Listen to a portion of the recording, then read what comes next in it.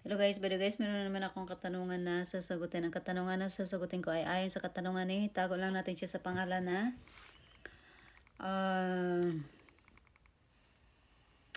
Romilyn. Sabi niya dito, Ma'am, may alam po ba kayo na pwede applyan na hindi domestic sa Singapore? Okay, wala po. Wala pa akong alam na agency na naghahanap ng hindi para pang DH lang. Alam ko lang na agency o yung mga kakilala ko na agency na hindi ko na nire-recommend ngayon ay para lang yun sa mga DH.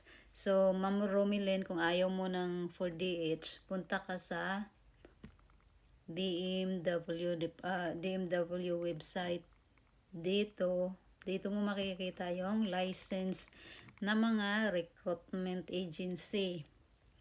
So, pag kinlik mo yung license recruitment agency sa website ng DMW, makikita mo ngayon yung mga pangalan ng agency.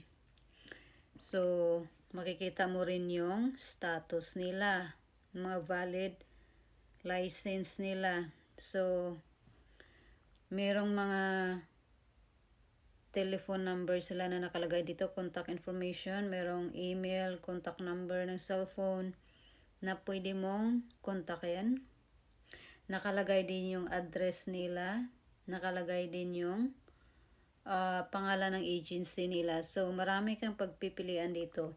Pero mostly na na mga agency, yung address ay nasa Hilpuyat. Kung hindi sa Hilpuyat, nasa Malate, Manila, Ermita, Manila,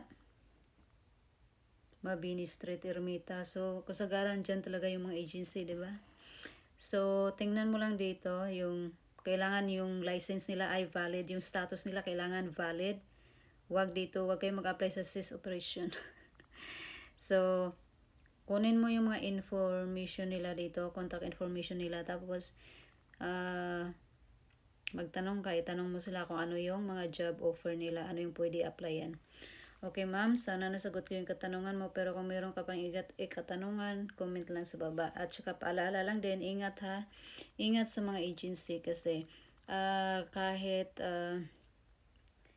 nagme-message ka sa kanila, merong iba na pag na-message kanila, no, merong iba na yung number mo binibigay nila sa iba, so yung iba ginagawa ng i-scam.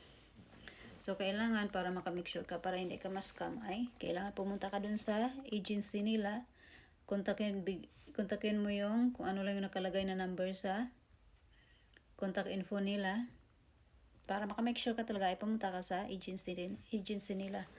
So, pero kung malayo ka, pwede naman na kunin mo lang yung information muna, tapos pag nagka-time ka, saka ka pumunta ngayon sa agency nila.